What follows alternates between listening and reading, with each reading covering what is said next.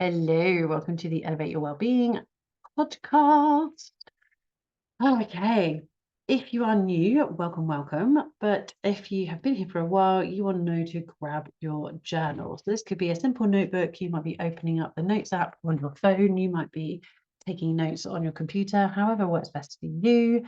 If you don't have the ability to take any notes, it's more for a journaling practice. Or maybe that's just something that lands for you. I know I like to come back and take notes from particular podcasts that I like listening to because I'm like, oh, that really resonates, either personally or something that I could implement to my well-being that then might work for you listening to this, or if you become a client, or how I can improve my business. And I will also give a journaling prompt at some point throughout this podcast episode. It's usually near the end, although depending on how things flow through, then sometimes it will be before then. But make sure you have that nearby, so you can have a go with that journaling practice. If you listen to last week's episode, I really dove into why journaling is so powerful, because it helps you to reflect and really honor that journey of who you are today. And then as I take a swig of my water, do have some water nearby. Make sure you're staying hydrated. So we have a new moon coming up on Monday. It is in the sign of Cancer, as that is the current season astrologically that we're in. And Cancer is the sign of nurturing. And it is the sign of the home, it's the sign of the heart. If you were to look at all 12 signs of the zodiac in a wheel, Cancer, the fourth sign, would be the bottom part of that wheel or that circle. If you were to stand it on one end, like if you were to look at, say, a tire, and that part of the tire that's touching the ground, that would represent Cancer. It is that foundation. And sometimes we have to keep coming back to those foundations. We're being nudged, those reminders of what we're doing. Or what we're trying to do for ourselves, what we're trying to create, and then in that essence, how that ripples out and affects other people. And I think this is really powerful because I recently decided to take a little pause from social media.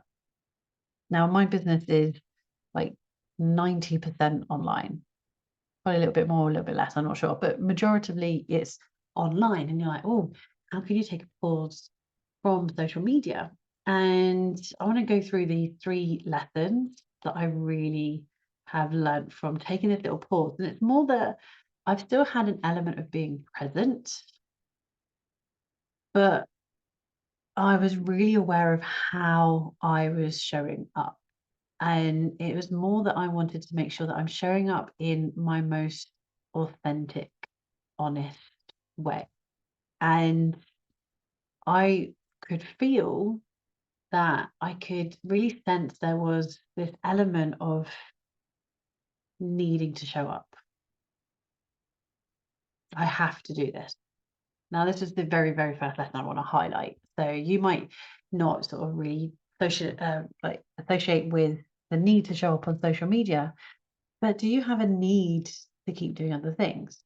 And you probably have a lot of things that you need to do or have to do, but there are some things that you do that you don't have to do, or that you're doing and you feel in a particular way because you're doing it, that it turns this love into a hate relationship. And I'm not saying I was there yet, but I know I could have very easily gotten there if I kept pushing myself. And I think that's the key thing. It's the big lesson really for me was the need to show up versus the want to show up.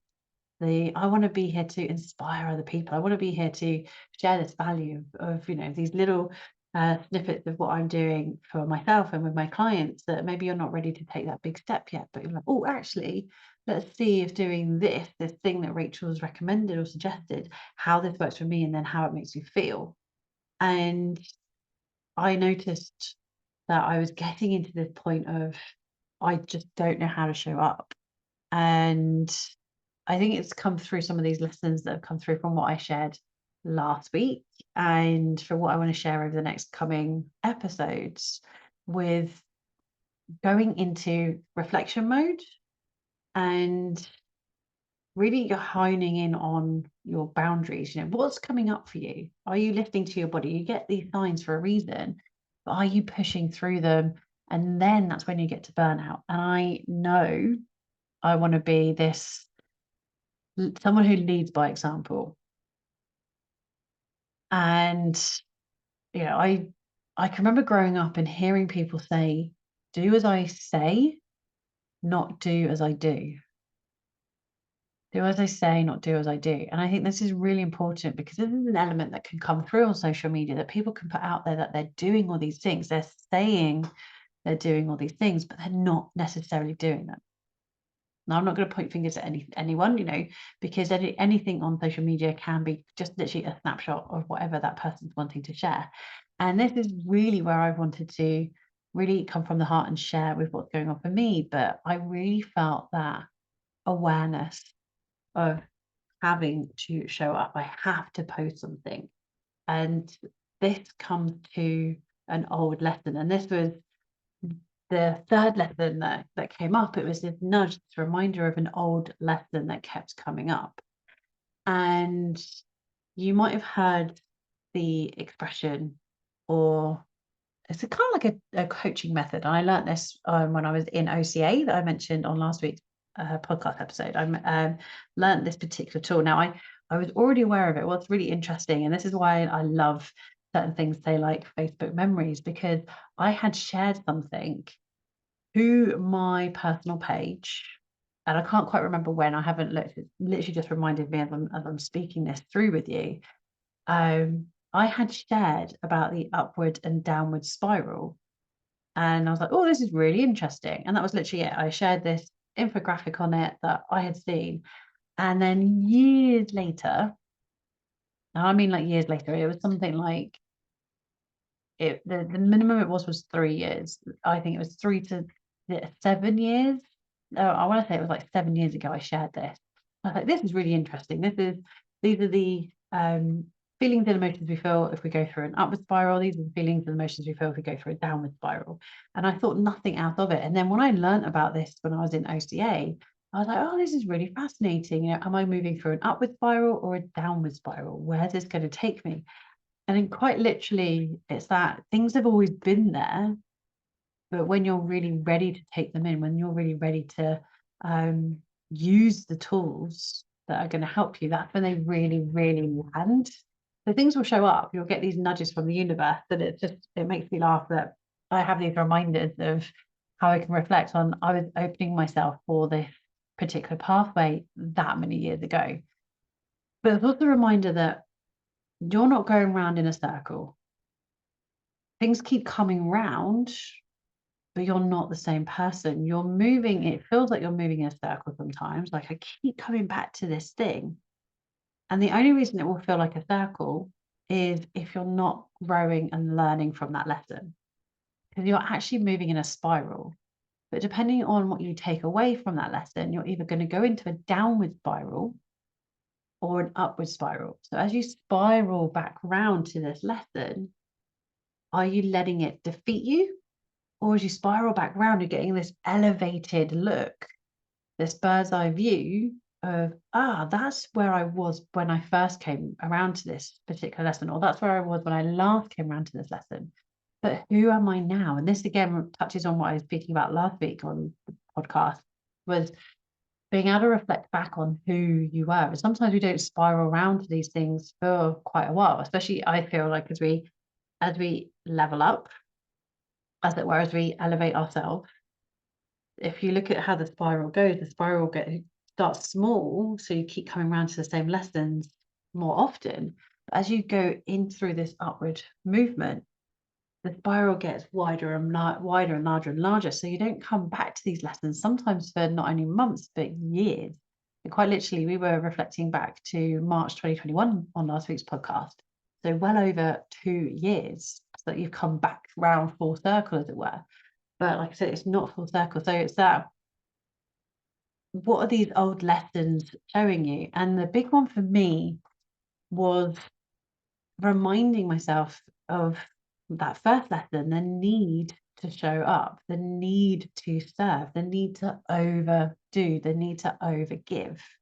So you might not resonate with having to take a break from social media, but you might resonate with this particular lesson, the need to people please. And the last time I came to this real obvious lesson, this real like smack me in the face sort of lesson, was October 2016. So again, it's been a while since this lesson's had to come round, but that need of like, oh no, I'm going to be letting people down if I don't do this, which is ridiculous because it's like, everyone needs to take a pause. Everyone, guess people might be like, oh, Rachel would have posted today. But I did put up just highlighting that I'd be having this pause. So if you're a regular and you're on my stories, then you would have heard me talk about this. But the lesson that came up for me back in October 2016 was I was actually taking just over 2 weeks off from my business to get married and have a honeymoon. How very dare I take 2 weeks off? And I say that because I have had students, not then, but maybe Christmas 2013 or Christmas 2014, when I had 2 weeks off for Christmas. I would close the studio, or I don't think I even had the studio. That's why I was thinking to 2013 because I was using another venue, and I think I moved that particular class but when I opened the studio in 2014. But someone was like, well, but I want my yoga class still. And I was like, I'm really sorry. I want to have time off for Christmas. And it's putting your foot down, it's setting those boundaries. And boundaries can feel mean in that sense, but it's like, but I've got to do life for me. And this was the same thing with this particular lesson back in October 2016. We'd landed in Aruba in the Caribbean. We got to the hotel, we were checking in, and suddenly my mind went, no, all those yoga videos that you filmed to upload for your students that didn't want to go to the studio whilst you're away, because not only had I filmed a load of yoga videos for people to practice, so they had something to do, so they had no excuse for not doing anything, I had also put in place 3 cover teachers to cover my classes. So not only if people were still happy to go along, and I say that because everyone's different and some people don't really care who they practice with as long as they practice. Some people are very picky, or how it comes across as being picky. They're like, no, I like this teacher, this is who I resonate, and which is perfectly fine. I've been someone who's been called picky a lot, and I wear that now as a badge of honor because I know what I want. So I was like, right, I've got 3 different people, their styles are very different, they're going to cover these different classes. And I know some people have said, oh, well, I'm not going to come along to the class because you're away. So I thought, okay, let's record some videos and then I'll upload them to YouTube. Now, as you can imagine, when you're getting married, you've got a long list of stuff to do. Add that to getting married in a different country, kind of adds to that. And then we were also sorting out care for the dogs and all these things. So literally, after a 9-hour flight, so I think left home at 8 a.m. in the morning, dropped the dogs off to get to the airport at least an hour and a half, with those type of people, at least an hour and a half before our flight so we could check in, probably even longer than that, 9+ hours on the plane, and then probably an hour to collect our luggage and get to the hotel. And then I was hungry at this time as well. I was not a happy bunny. I was like, no, I just want some chocolate and I just want to sleep, and then I want to wake up in the Caribbean, which I did. That sleep was all I needed. But I suddenly had that like, oh shit moment of, oh no, I've let all these people down that I said I would put these videos up. Granted, there was a lot of videos on that channel already. They had lots to pick from. They didn't have, it wasn't like you could do this video or this video. They had plenty to do. But I was like, no, I'm going to film some new videos, blah, blah, blah, blah, blah.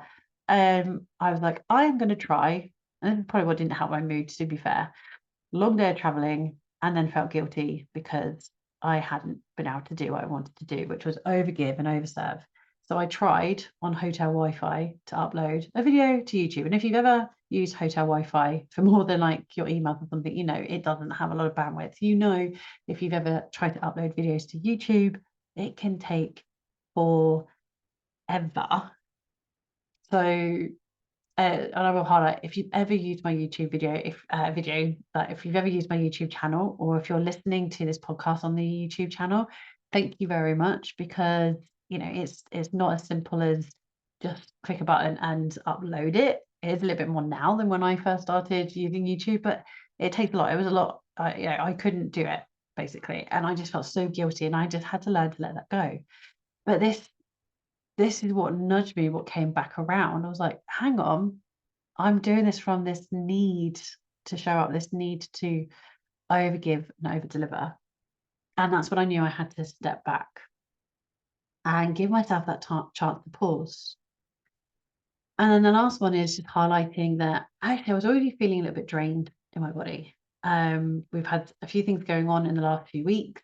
I was up in London for a full weekend, which I want to dive into on next week's podcast, because it was phenomenal. But obviously then I've had a weekend away from home, and trying to then reconnect with husband can be a little bit challenging. So we kind of had an interesting point in our relationship, I will say. Like, we can have words till silly o'clock in the morning. So it's our way of trying to reconnect, but actually it then really drains us, and we've had to reaffirm some boundaries again around that. Because we've really noticed that if we impact our sleep, it really has a ripple effect. So we were just getting back onto our sleep rhythm, and then one of my best friends from school that I've known for well over 20 years, um, she wanted to do a big event for her 40th. We all turned 40 around the same time. There's a couple of days between the three of us. And she was like, I want to do a black tie event. Amazing. And we were there till 11 o'clock at night. And you might be like, ooh, staying out late. But I'm normally asleep. 11 o'clock, I'm normally asleep. So I was like, right, this weekend, I'm going to have a nice weekend for me. And I'm going to take that essence of social media out, because I know there's an element of me that's going to feel drained. So I could plan ahead and go, right, I'm going to be out of my normal rhythm of how I'm looking after myself. Let's take something out. Let's put a pin in something. And sometimes that's all it takes, is realizing we're going to be knocked out of our rhythm for a little bit. So what is not essential? And at the time, that decision was, I don't need to be present every single day, in multiple times a day. Like, I was posting some information and a reel, and I was going in my stories every single day. And I was like, okay, this is taking that chance to pause. So it's, what can you do? What are you doing right now with that need to show up? Like, you have to do something. Is there something that you could put a pause on? Is it something that you could delegate to someone else? Or is it something that you can get rid of completely? Notice when you're feeling drained, what are the bare essentials that you can do that help you feel better? And if things are coming back round again, like I said last week with the reflection journaling can really help you see where these old lessons, these old patterns are coming in, and what you can do to move through them without them derailing or taking you on a detour. So, my big journaling prompt for this week is, what are you doing that's from a belief that you need to do it? What are you doing from a belief that you need to do it? And I'm willing to bet, if you're coming from a place that you don't have time to do things, I'm willing to bet that you have up to an hour, maybe drip thread throughout the day. You have up to an hour of time that you could really optimize in a way that would really serve you. But you're doing things that you feel that you have to do, that you could put a pause on for now, that you could delegate to other people, or doesn't need to be done. So I invite you to have a little reflection on that. If you would like to, I'd love to hear from you. Do tag me if you're listening to this, and you have social media profile. Do tag that you're listening to this. What's your takeaway? If you are doing something from that belief that you need to do it, let me know. I'd love to know what you're inviting in, getting rid of, or putting a pause on the very least. And I look forward to sitting down and having a chat with you next week.